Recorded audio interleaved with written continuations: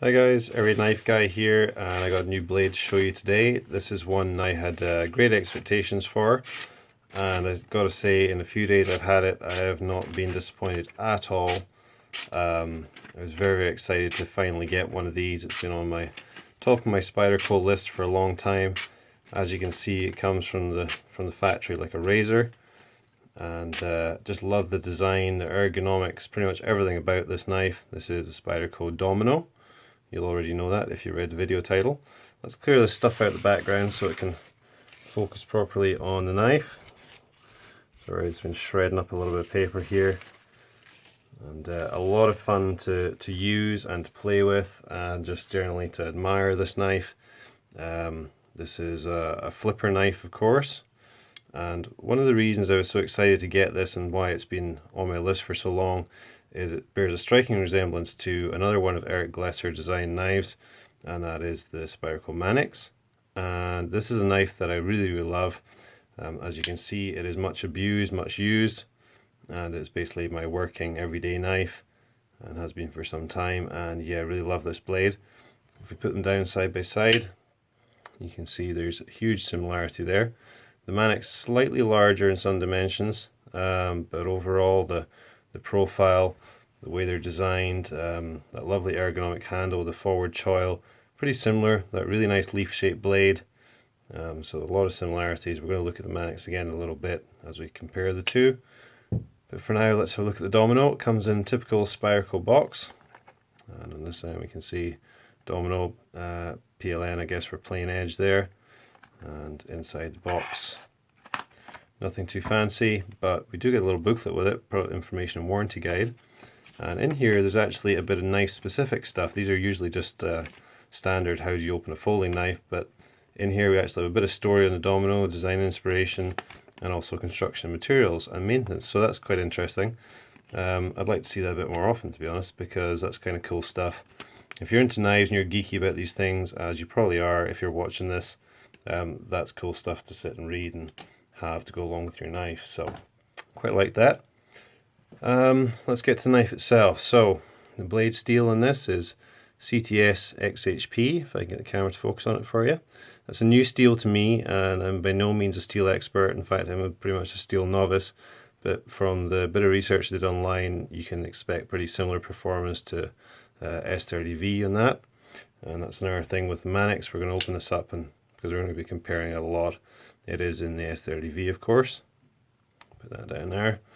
On this side of the handle we have a G10 carbon fiber laminate scale and a titanium liner, as you can see. Full flow through construction, 3 standoffs and a lanyard tube at the back here.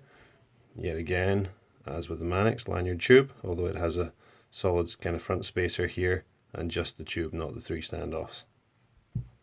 On the other side of the Domino we have, as you can see, a titanium frame lock, or Reeve Integral Lock, and this actually has a stainless steel insert on it. So I can get the camera to focus for you, and you can see there the stainless steel insert screwed in from the inside, and it actually acts as an over travel stop as well. You can see a little sliver of that in there, so obviously as you extend the lock out towards us here, that pushes against this part of the titanium side and stops you from overextending that, so that's a nice little design feature. The action on this is really nice out the box, nice and smooth. Obviously you can use a Spidey hole or a flipper. Now you can push button that or light switch it, it doesn't really matter. It did seem slightly gritty, just the first little, you can see there's slightly reluctant now and again. Seems slightly gritty just for the first little while, but it broke in very quickly. I've only had this a few days and it's already super smooth.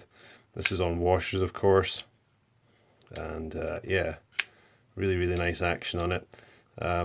Nice to be able to have the Spidey hole option as well if you prefer that way of deploying it. The only thing that I have reservations with the Spidey hole in this is the smaller version, and you can see it's oversized on the Manix, which I really like. In terms of getting hold of that with the tip of your thumb, it's much more comfortable and much nicer to get the large one. You can do it with a smaller hole, but it tends to just kind of dig into the sides of your thumbnail rather than allowing you to get a full grip on it and pop it out. But you can see nice smooth fast action on there. So yeah, let's look a little bit at the design. It's a really interesting pattern on the G10 carbon fiber laminate. Pretty unusual, and the smaller brother of this, the dice, has a similar kind of pattern on the scales of it. There's a couple of versions, I think, of the Domino. There's like a bluish one, and this is obviously the black and grey carbon fiber. Take a little look from the other side here. Cut out there the lock bar, just to adjust your tension.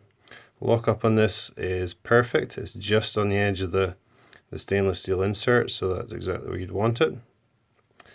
Blade centering at the box was, well, let's just see if we can have a look. Yeah, you can't really get much better than that. That's pretty much dead on. Sharpness was good. The overall quality on this was really, really high.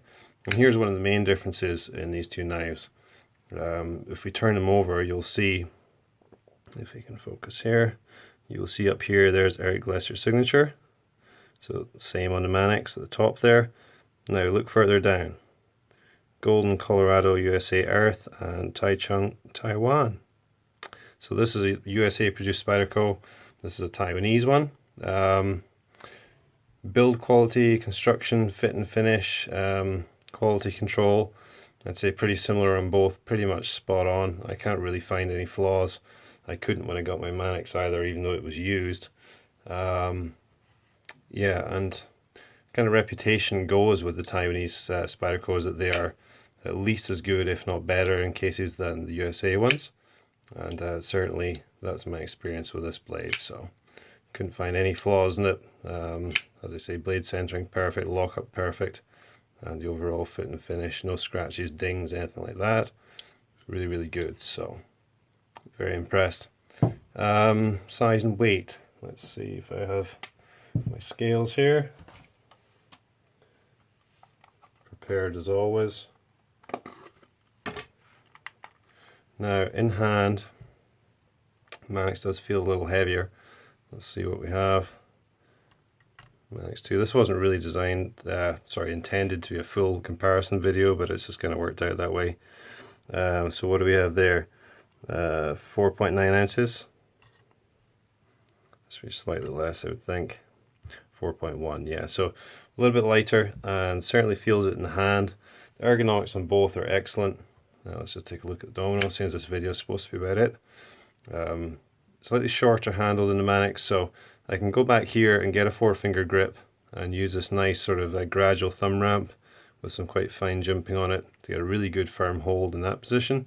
Or I can move my 4-finger forward into the forward choil like that. Got a little bit hanging over the back of the hand, and you got a really nice ergonomic grip there. Great control of that lovely leaf-shaped blade. Full flat ground, obviously, with the kind of brushed satin finish. Really, really nice. Lovely piercing point, and great slicing edge on there as well. So that's a really, really nice position to use the knife. If we look at the Manix, similar kind of idea, bit of a bigger handle. If I move back here, there's a whole lot of knife forward at this point. I get in a nice gradual thumb ramp, bit more aggressive jumping on here, but that's a really nice comfortable hold. Move forward, and there's even more hanging out the back than with the Domino. But again, nice control over that blade. So in terms of the actual cutting length, let's just compare these two first before we measure. Pretty damn similar.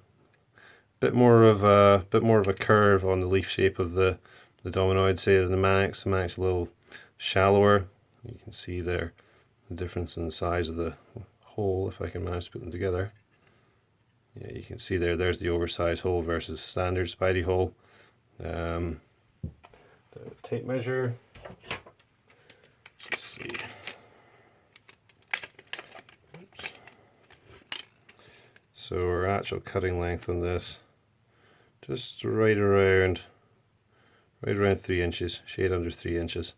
Overall length, about 7 3/4, give or take. So, yeah, good size knife for EDC, I would say, everyday use. Maybe as a work knife, although it's a bit of a pricier option certainly than the Manix. In terms of pocket feel, really quite nice. It's fairly slim, although it does have quite a beefy and solid feeling titanium frame lock.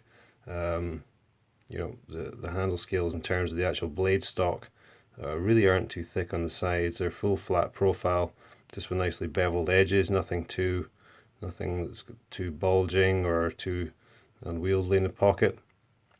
Fairly deep carry pocket clip, not super deep, and I quite like the design on this. The black clip really looks good against the dark grey titanium, and that is a 4-position clip, which is a nice touch. Close it up here. The only downside of that, of course, is it comes with 3 holes front and back in the carbon fiber side, which is a little bit off-putting maybe, but nice to have an option for left-hand carry for sure. And if we look at the Manix, it is set for tip-up only, left or right carry, so they've gone with the 4 options on the Domino. So I think that's about all I want to say at the moment, guys. I'm going to do an in-detail video on this and take a closer look at some of the fine points of the construction. Let's just take a little look over it just now.